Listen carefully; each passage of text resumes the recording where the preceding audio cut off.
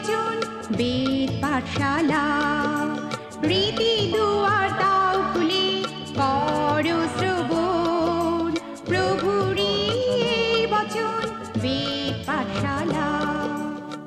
প্রিয় শ্রোতা বন্ধু, বেদ পাঠশালা অনুষ্ঠানে আপনাকে জানায় সাদর অভ্যর্থনা। আজ আপনি কি জীবনে স্বর্গীয় শান্তি লাভ করতে চান, আত্মিকভাবে ঈশ্বরের সান্নিধ্য লাভ করতে চান? তাহলে অবশ্যই শুনুন আজকের অনুষ্ঠান বেদ পাঠশালা।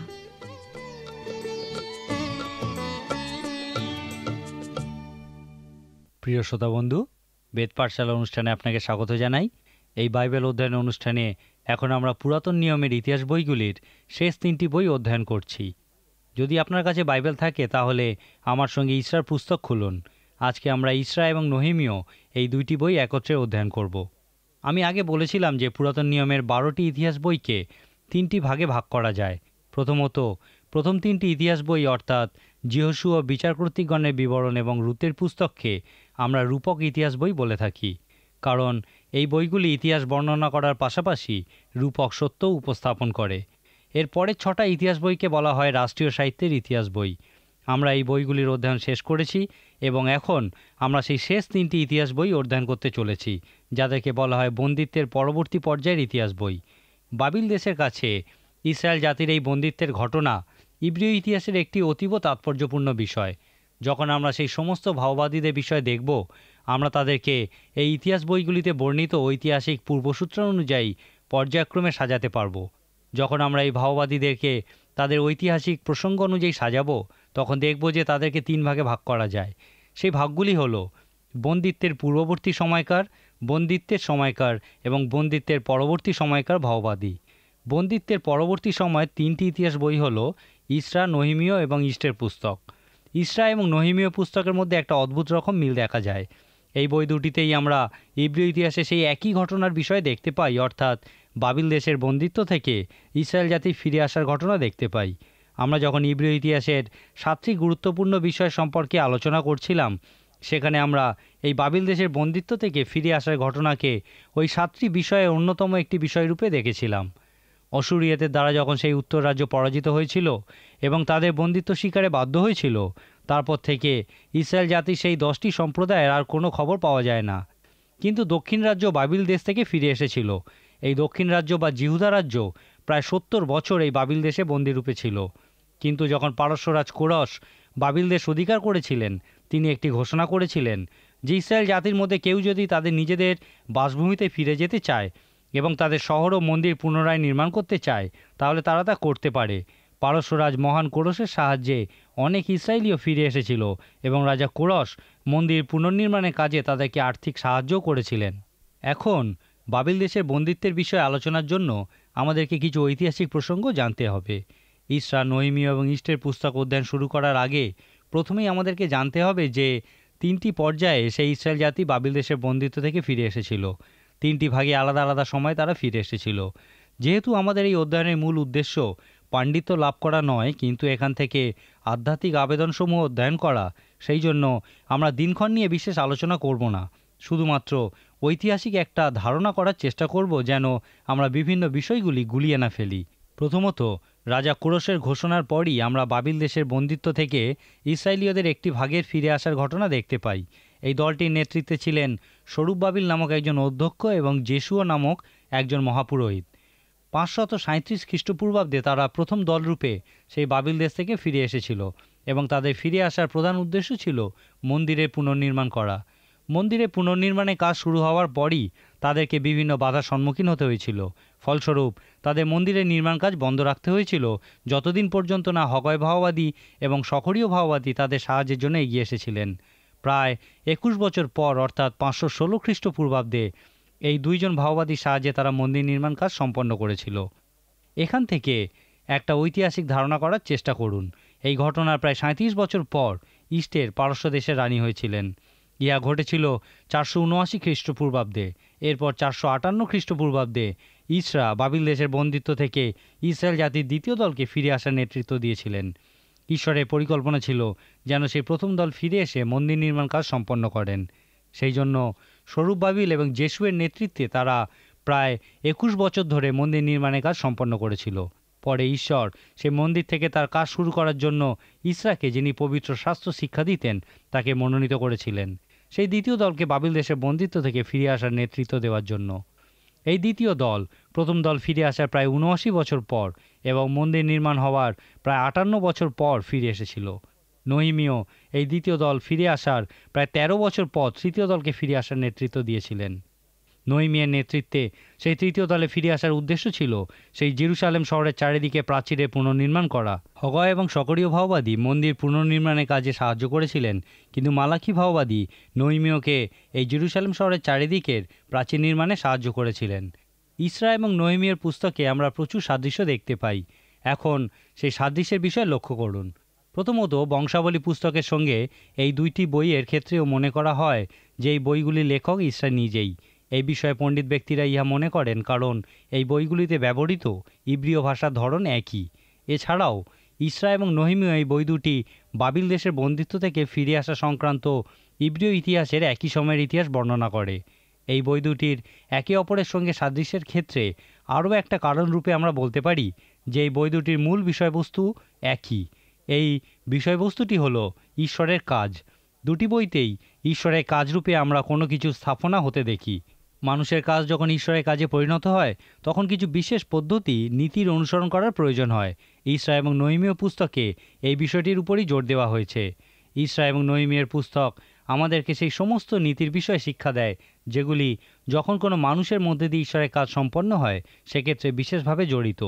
ইসরা এবং নহিমীয় পুস্তকের ক্ষেত্রে এই নীতিগুলি মন্দির নির্মাণ এবং জেরুসালেম শহরে প্রাচীর নির্মাণের ক্ষেত্রে প্রয়োগ করা হয়েছে।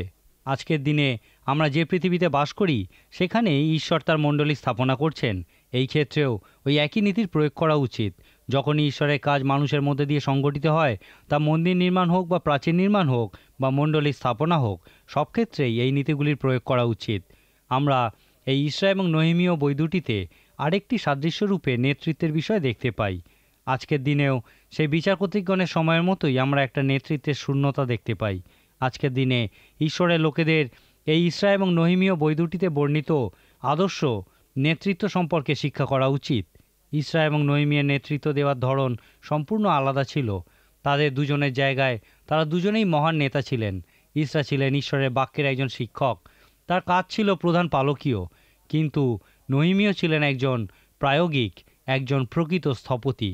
প্রেরিতের কার্যবিবরণী পুস্তকের ৬ অধ্যায়ে আমরা দেখি সেই শিষ্যরা বলেছিল, আমরা যে ঈশ্বরের বাক্য ত্যাগ করিয়া ভোজনের পরিচর্যা করি ইহা উপযুক্ত নহে।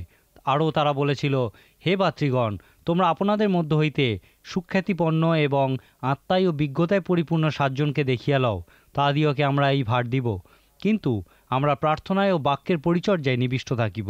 সমস্ত আত্মিক উপহারই আধ্যাত্মিক, কিন্তু কিছু আত্মিক উপহার হলো পালকীয় এবং কিছু উপহার হলো ব্যবহারিক। এই দুই মহান নেতা ইসরা এবং নহিমীয় এই দুইটি ভাগকে খুবই স্পষ্টরূপে প্রদর্শন করেছেন। ইসরার জীবনে আমরা এই পালকীয় উপহারের স্পষ্ট প্রদর্শন দেখতে পাই। নহিমীয় জীবনে আমরা আধ্যাত্মিক কিন্তু ব্যবহারিক উপহারের স্পষ্ট প্রদর্শন দেখতে পাই। যদিও এই দুইজন মহান ব্যক্তি একে অপরের থেকে সম্পূর্ণ আলাদা ছিলেন, তবুও তারা নেতৃত্ব বিষয়ে অধ্যয়নের ক্ষেত্রে বিশেষ উদাহরণস্বরূপ ছিলেন। ইসরা এবং নহিমীয় বই দুটির সাদৃশ্যের ক্ষেত্রে এবার আমরা যে বিষয়টি যোগ করতে পারি তা হলো দুইটি বইতেই একটি মহান জাগরণের বিষয় বলা হয়েছে এবং দুইটি বইয়ের খসড়া চিত্রও একে অপরের সঙ্গে মিলে যায়। প্রথম দিকের অধ্যায়গুলিতে আমরা বই দুটির প্রধান অংশটি দেখি, যেখানে দেখি ঈশ্বরের যে কাজ সম্পূর্ণ করার কথা ছিল তা সম্পূর্ণ হয়েছে।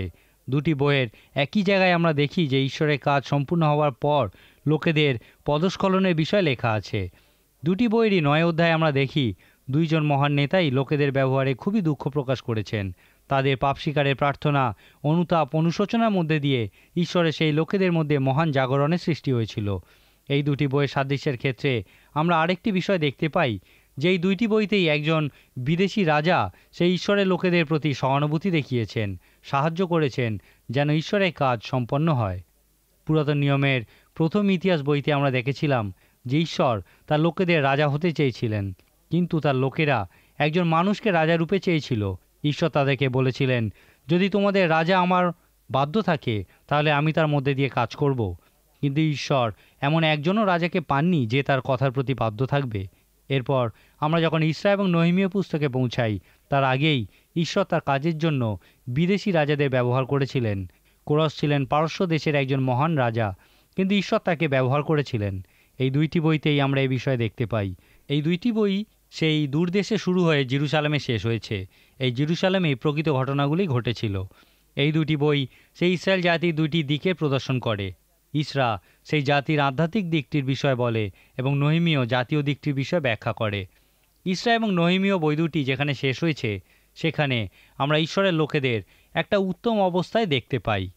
জিরমীয় পুস্তকের 18 অধ্যায় আমরা দেখি, ঈশ্বর জিরমীয় ভাবাদীকে বলেছিলেন, তুমি উঠিয়া কুম্ভকারের বাটিতে নামিয়া যাও, সেখানে আমি তোমাকে আমার বাক্য শুনাইব।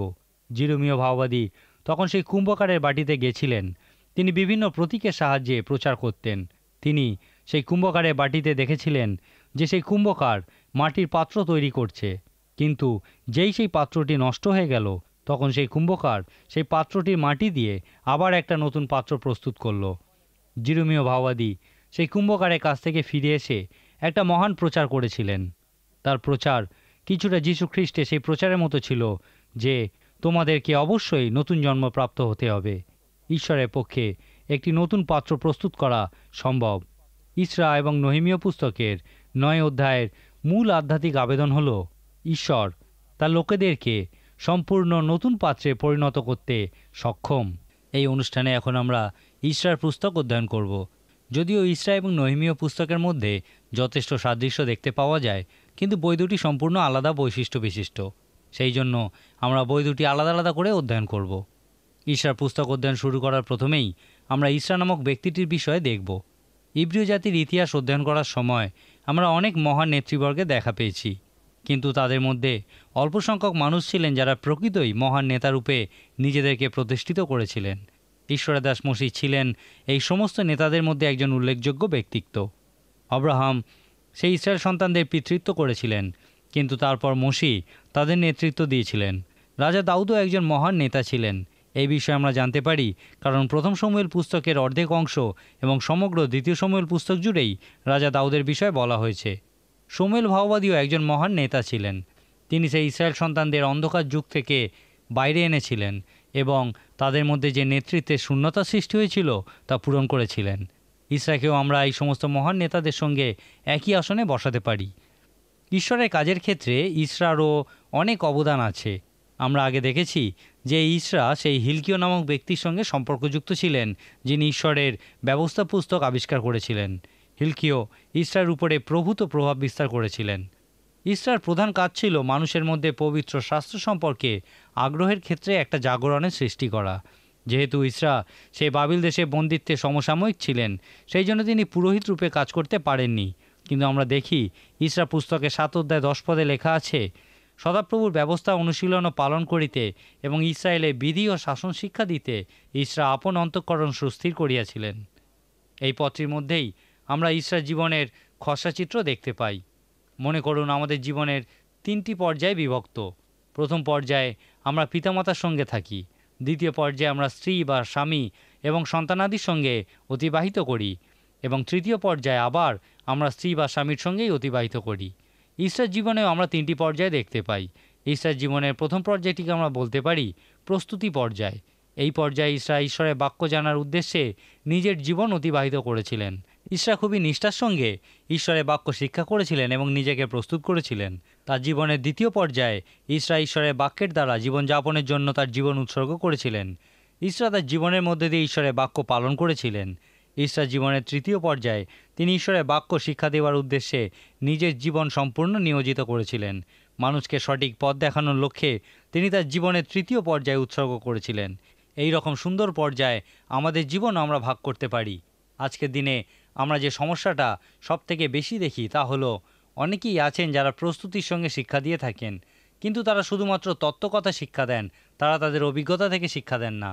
তারা পড়াশোনা করে বিভিন্ন তত্ত্ব তাদের মস্তিষ্কে সঞ্চয় করেন আর তাদের জীবনের একটা পর্যায়ে এই কাজে অতিবাহিত করে থাকেন। তারপর জীবনের অবশিষ্ট পর্যায়ে তারা শিক্ষা দিয়ে থাকেন, কিন্তু এই 2 পর্যায়ের মধ্যবর্তী কোনো পর্যায়ে তাদের জীবনে নেই, অর্থাৎ তাদের সঞ্চিত জ্ঞানের ব্যবহারিক প্রয়োগ তাদের জীবনে দেখা যায় না। আমরা সব থেকে ভালো শিক্ষক তাকেই বলতে পারি যিনি তার জীবনের প্রথম পর্যায়ে যা শিক্ষা করেন, জীবনের দ্বিতীয় পর্যায়ে সেই সমস্ত শিক্ষার বাস্তব রূপায়ণ করেন এবং তৃতীয় পর্যায়ে সেই বাস্তব অভিজ্ঞতা থেকে শিক্ষা দান করেন। ইহা প্রকৃতই সত্য যে যদি আমাদের কোনো বিষয়ে বাস্তব অভিজ্ঞতা না থাকে তাহলে কিভাবে আমরা সেই সব বিষয়গুলি সম্পর্কে অন্যকে শিক্ষা দিতে পারি। ইসরার পুস্তকের 7 অধ্যায়ের 10 পদে আমরা দেখেছি যে ইসরার জীবন 3টি পর্যায়ে বিভক্ত ছিল। প্রথমত প্রস্তুতি পর্যায়, তারপর বাস্তব রূপায়ণ এবং তারপর শিক্ষাদান। ইসরা ঈশ্বরের বাক্যের একজন মহান শিক্ষক হয়েছিলেন, কারণ তার জীবনের প্রথম 2টি পর্যায়ে তিনি নিজেকে প্রস্তুত করেছিলেন এবং বাস্তব অভিজ্ঞতা অর্জন করেছিলেন। ঈশ্বরের কাজের ক্ষেত্রে ইসরার অবদানের বিষয় লক্ষ্য করলেই বুঝতে পারবেন কেন তাকে মসি, রাজা দাউদ বা শমূয়েল ভাওবাদীর মতো নেতাদের সঙ্গে এক আসনে বসানো হয়। আমাদের গত দিনের অনুষ্ঠানে আমি বলেছিলাম যে ইসরা বংশাবলী, ইসরা এবং নহিমীয় পুস্তক লিখেছিলেন। তিনি একই সাথে বাইবেলের সবথেকে বড় অধ্যায় 119 সংখ্যার গীতটিও লিখেছিলেন। এই গীতটি বাইবেলের অনেক ছোট ছোট বইয়ের থেকে বড়। এই গীতটির 176টি পদের মধ্যে মাত্র 2টি পদ ছাড়া বাকি সবগুলি পদেই পবিত্র শাস্ত্রের বিষয়ে উল্লেখ করা হয়েছে। এখান থেকেই বোঝা যায় তিনি পবিত্র শাস্ত্রের মধ্যে কতটা আবিষ্ট ছিলেন। ঐতিহ্যগতভাবে একটি বিষয়ে বিশ্বাস করা হয় যে ইসরা যখন সেই বন্দিত্বের মধ্যে পুরোহিত রূপে কাজ করতে পারছিলেন না, তখন তিনি আজকের দিনে যাকে সমাজগৃহ বলা হয় সেই সমাজগৃহের প্রতিষ্ঠা করেছিলেন। অনেক অজিহুদি মন্দিরের সঙ্গে সমাজগৃহের পার্থক্য বুঝতে পারেন না। জেরুজালেমে মন্দির ছিল ঈশ্বরের আরাধনার কেন্দ্রস্থল, কিন্তু সমাজগৃহ মূলত আরাধনার স্থান ছিল না। আজকের দিনে অনেক পণ্ডিত ব্যক্তি মনে করেন যে এখন রবিবারে গির্জাতে বাচ্চাদের জন্য যে শিক্ষার ব্যবস্থা করা হয় তাই ইসরা কর্তৃক প্রতিষ্ঠিত সেই সমাজগৃহেরই অনুকরণে প্রস্তুত করা হয়েছে। এখান থেকে আমরা বলতে পারি যে ঈশ্বরের বাক্যের শিক্ষার ক্ষেত্রে ইসরার অভূতপূর্ব অবদান আছে। শুধুমাত্র ইসরার জন্য লক্ষ লক্ষ শিশু সন্তান আজকের দিনে বিভিন্ন সমাজগৃহে এবং গির্জাতে রবিবারের বিদ্যালয়গুলিতে ঈশ্বরের বাক্য শিক্ষা করার সুযোগ পেয়েছে। ঈশ্বরতত্ত্ব বিষয়ে পণ্ডিতেরা মনে করেন যে আজকের দিনে পুরাতন নিয়মকে আমরা যে আকারে দেখি, ইসরাই সেই আকার দেওয়ার ক্ষেত্রে অগ্রণী ভূমিকা পালন করেছিলেন। পুরাতন নিয়মের বইগুলিকে কে সংগ্রহ করেছিল এবং বিভিন্ন ভাগে ভাগ করেছিল, যেমন ব্যবস্থা পুস্তক, ইতিহাস পুস্তক, ভাওবাদীদের পুস্তক ইত্যাদি। পণ্ডিতেরা মনে করেন যে এই কৃতিত্ব ইসরাকে দেওয়া যায়। এই কৃতিত্বের সাথে সাথেই তিনি বাবিল দেশের বন্দিত্ব থেকে ইসরায়েল জাতির দ্বিতীয় দলকে ফিরে আসার নেতৃত্ব দিয়েছিলেন। তাদের ফিরে আসার আগে জেরুজালেমে যে মন্দিরের পুনর্নির্মাণ করা হয়েছিল, ইসরাই সেখানে ঈশ্বরের বাক্য শিক্ষা দিতেন। ঈশ্বর সরুব্বাবিল এবং যেশুয়াকে সেই মন্দির পুনর্নির্মাণের দায়িত্ব দিয়েছিলেন। একইভাবে ঈশ্বর ইসরাকে সেই মন্দির থেকে তার লোকেদের আত্মিক শিক্ষা দেওয়ার দায়িত্ব দিয়েছিলেন। ইসরার সাথে সেই সময় আরও অনেক পুরোহিত এবং শাস্ত্রবেত্তা ফিরে এসেছিলেন, যারা তার সঙ্গেই লোকেদেরকে ঈশ্বরের বাক্য শিক্ষা দিতেন। ঈশ্বরের কাজের সম্পর্কে ইসরার পুস্তক আমাদেরকে বিশেষ বার্তা জানায়। যদি ঈশ্বরের কাজ সম্পর্কে আপনার আগ্রহ থাকে তাহলে অবশ্যই ইসরা পুস্তকের খসড়া চিত্র সম্পর্কে আপনার আগ্রহ জন্মাতে বাধ্য। ঈশ্বরের কাজের প্রথম নীতি বা পদ্ধতি হলো, যখনই কোথাও ঈশ্বরের কোনো কাজ সংগঠিত হয়ে যায়, ঈশ্বর সেই কাজ সর্বপ্রথম এগিয়ে দেন। সাধু পৌল রোমীয়দের প্রতি তার পত্রের 11 অধ্যায় বলেছেন, সকলই তাহা হইতে ও তাহা দ্বারা ও তাহার নিমিত্ত যুগে যুগে তাহারই গৌরব হোক। রোমীয় পুস্তকের 11 অধ্যায় এই 36 পদটি অনেকের কাছেই খুবই প্রিয় একটি পদ। এই পদে প্রকৃতপক্ষে সাধু পৌল বলেছেন, ঈশ্বরই হলেন সমস্ত কিছুর উৎস। ঈশ্বরের ক্ষমতাতেই সমস্ত কিছু সংগঠিত হয় এবং সমস্ত কিছুর মূল উদ্দেশ্য হলো যেন ঈশ্বরের নাম গৌরবান্বিত হয়। আমরা যখন পরিণত হই এবং সিদ্ধান্ত নিই যে কীভাবে আমরা আমাদের সময়, আমাদের ক্ষমতা, শক্তি ইত্যাদি ব্যবহার করব, তখন আমাদের এই সিদ্ধান্তে পৌঁছানো উচিত যে আমি এমন কোনো কাজ করব না ঈশ্বর যার উৎস নন, যে কাজের জন্য ঈশ্বর তার শক্তি ব্যবহার করেন না এবং যে কাজের মধ্যে দিয়ে ঈশ্বর গৌরবান্বিত হন না। আমি বিশ্বাস করি ইসরা তার জীবনে এই বিষয়গুলিকেই বেশি গুরুত্ব দিয়েছিলেন। যখন ইসরা বুঝেছিলেন যে ঈশ্বর তার কাছে ইসরায়েল জাতির দ্বিতীয় দলকে নেতৃত্ব দিতে ডেকেছেন এবং সেই মন্দির থেকে তার বাক্য শিক্ষা দিতে বলেছেন, তখন তিনি ততক্ষণ অপেক্ষা করেছিলেন যতক্ষণ না ঈশ্বর তাকে চালনা দান করেন। এই বিষয়টি আমরা ইসরা পুস্তকের প্রথম পদগুলির উপর ভিত্তি করে বলতে পারি। এরপর ইসরার পুস্তক থেকে আমরা ঈশ্বরের কাজের জন্য যে দ্বিতীয় নীতি বা পদ্ধতি দেখতে পাই, তা হলো যে ঈশ্বর যখন তার কাজ কোনো মানুষের দ্বারা সম্পন্ন করার জন্য তাকে চালনা দেন, তখন তিনি সেই মানুষকে তার কাজ সুষ্ঠুভাবে সম্পন্ন করার জন্য খুবই পরিষ্কারভাবে পথ নির্দেশ করে থাকেন। ঈশ্বরের কাজের জন্য ইসরা আমাদেরকে যে তৃতীয় নীতি বা পদ্ধতির বিষয়ে শিক্ষা দেন, তা হলো যে ঈশ্বর তার কাজের জন্য চালনা দেন, পরিষ্কার পথ নির্দেশ করেন। তিনি তার কাজ সম্পন্ন করার জন্য যা কিছু প্রয়োজন সবই জুগিয়ে দেবেন। ইহাই হলো ঈশ্বরের কাজের ক্ষেত্রে একটি বিশেষ গুরুত্বপূর্ণ নীতি বা পদ্ধতি। এই বিশেষ গুরুত্বপূর্ণ নীতির বিষয়ে আমরা পবিত্র শাস্ত্রে বিভিন্ন জায়গায় উল্লেখ দেখতে পাই। নতুন নিয়মে মতিলিখিত সুসমাচারের 6 অধ্যায় 33 পদে যীশু খ্রিস্ট তার শিষ্যদের বলেছিলেন, তোমরা প্রথমে তাহার রাজ্য ও তার ধার্মিকতার বিষয়ে চেষ্টা করো, তাহা হইলে ওই সকল দ্রব্যও তোমাদিগকে দেওয়া যাইবে। যীশু খ্রিস্ট এখানে বলতে চেয়েছিলেন যে ঈশ্বরের রাজ্যকে তার দৃষ্টিতে যা কিছু সঠিক সেই সমস্ত কিছুর সঙ্গে সর্বপ্রথমে রাখতে হবে। তারপর যখন আমরা তার দৃষ্টিতে যা কিছু সঠিক তাই করি, তিনি আমাদেরকে তার কাজ সম্পন্ন করার জন্য সমস্ত কিছুই জুগিয়ে দিয়ে থাকেন। অনেকের মনেই মতিলিখিত সুসমাচারের 6 অধ্যায় 33 পদটি প্রচুর উদ্দীপনা উৎসাহের সঞ্চার করে। ঈশ্বর যখন কোনো কাজ সম্পন্ন করতে চান, তিনি সমস্ত কিছুই জুগিয়ে দিয়ে থাকেন। ঈশ্বর পুস্তকে আমরা দেখি যে ঈশ্বর খুবই সংকটের সময় এই নীতি তার লোকেদেরকে দিয়েছিলেন, যখন তার লোকেরা বলেছিল ঈশ্বরে করার কিছুই নেই, কারণ আমরা পারস্য দেশের অধিকারে আছি। ঈশ্বর পারস্যরাজ কোরসের হৃদয়ে তার আত্মার চালনা দান করেছিলেন। ঈশ্বরের আত্মায় পরিচালিত হয়ে পারস্যরাজ কোরস সেই লোকেদেরকে ফিরে যাবার ঘোষণা করেছিলেন। এখান থেকে আমরা দেখি ঈশ্বরই তার লোকেদের ফিরে আসার পথ প্রস্তুত করেছিলেন। একই সাথে ঈশ্বর কোরসের হৃদয়ে এমন কাজ করেছিলেন যে কোরস ঈশ্বরের কাজ সম্পন্ন করার জন্য প্রয়োজনীয় সমস্ত কিছুই জুগিয়ে দিয়েছিলেন। ঈশ্বরের কাজের ক্ষেত্রে চতুর্থ নীতিটি হলো, ঈশ্বর যখন কোনো কাজ সম্পন্ন করতে চান, তখন তিনি শুধুমাত্র প্রয়োজনীয় বিষয়গুলি জুগিয়ে দিয়ে থাকেন তা নয়, কিন্তু তিনি প্রয়োজনের অতিরিক্ত, এমনকি আমরা যা চিন্তাও করতে পারি না ততখানি জুগিয়ে দিয়ে থাকেন। ঈশ্বর পুস্তকে আমরা এই সত্যের বিষয়ে দেখতে পাই। ঈশ্বরের কাজের ক্ষেত্রে যে পঞ্চম নীতিটি আমরা দেখতে পাই তা হলো, যখন আমরা ঈশ্বরের কাজ করে থাকি তখন আমাদের শয়তানের সেই ছল বা চাতুরির আশা করা উচিত যে সর্বোৎকৃষ্ট বিষয়ের সবথেকে বড় শত্রু হলো উৎকৃষ্ট বিষয়। এই বিষয়ে ইসরা পুস্তকের 3 অধ্যায় 10 পদ থেকে 13 পদে লেখা আছে, আর গাঁথকেরা যখন সদাপ্রভুর মন্দিরে ভিত্তিমূল স্থাপন করিল, তখন যাজকগণ তুড়ি লইয়া ও আসফের সন্তান লেবিয়েরা করতাল লইয়া দণ্ডায়মান হইল। তাহারা সদাপ্রভুর প্রশংসা ও স্তব সহকারে এই গান করিল, তিনি মঙ্গলময়, ইসরায়েলের প্রতি তাহার দয়া অনন্তকাল স্থায়ী। আর সদাপ্রভুর গৃহের ভিত্তিমূল স্থাপন সময়ে সদাপ্রভুর প্রশংসা করিতে করিতে সমস্ত লোক উচ্চৈস্বরে জয়ধ্বনি করিল। কিন্তু যাজকদের, লেবীয়দের ও পিতৃকুলপতিদের মধ্যে অনেক লোক, অর্থাৎ যে বৃদ্ধগণ পূর্বের গৃহ দেখিয়াছিলেন, তারা উচ্চৈস্বরে রোদন করিলেন, আবার অনেকে আনন্দে উচ্চৈস্বরে জয়ধ্বনি করিল। যেহেতু লোকেরা এরূপ উচ্চৈস্বরে জয়ধ্বনি করিল যে রোদনের শব্দ দূর হইতে শোনা গেল না। সর্বোৎকৃষ্ট বিষয় সবথেকে বড় শত্রু হল উৎকৃষ্ট বিষয়। এই সত্যের ইহা স্পষ্ট প্রদর্শন করে। ওই যুবকেরা সেই পূর্বকার মন্দির যা ঈশ্বরের কাছে সর্বোৎকৃষ্ট ছিল তা দেখেনি, তাই পুনর্নির্মিত মন্দির দেখে তারা উল্লাসে মত্ত হয়েছিল। কিন্তু বৃদ্ধগণ যেহেতু তারা পূর্বকার মন্দির দেখেছিল, তাই তারা কেঁদেছিল, কারণ পুরনো মন্দিরের তুলনায় নতুন মন্দিরটি কিছুই ছিল না। এখন আপনি চিন্তা করুন, যখন আপনি স্বর্গে যীশু খ্রিস্টের বিচার আসনের সামনে দাঁড়াবেন, তখন আপনার কীরকম অনুভূতি হবে? যীশু খ্রিস্ট যখন আপনাকে বলবেন, এই বিষয়গুলি তুমি সম্পন্ন করেছো, আমি তোমাকে কী ধরনের উপহার তালন্ত দিয়েছিলাম এবং চেয়েছিলাম যে তুমি সেই বিষয়গুলি সম্পন্ন করো, এখন তুমি যা করেছো এবং আমি যা চেয়েছিলাম দুটির মধ্যে তুলনা করো, তখন হয়তো আপনি দেখবেন যে সর্বোৎকৃষ্ট বিষয় সবথেকে বড় শত্রু হলো উৎকৃষ্ট বিষয়।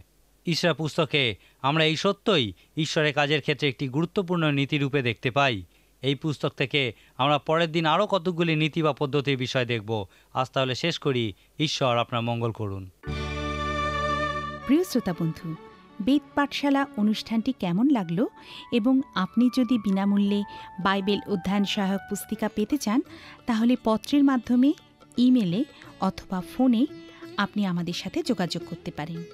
আমাদের ফোন নম্বর হল 24380045। ইমেলের জন্য লিখুন bengalivp@radiovv.org। শেষে জানাই আমাদের ঠিকানা, বেদ পাঠশালা, পোস্ট বক্স নম্বর 16925, কলকাতা 700034। আমাদের আরেকটি ঠিকানা হল বেদ পাঠশালা, জিপিও বক্স নাম্বার 87, শিলিগুড়ি 1। তাহলে আবার দেখা হবে। নমস্কার।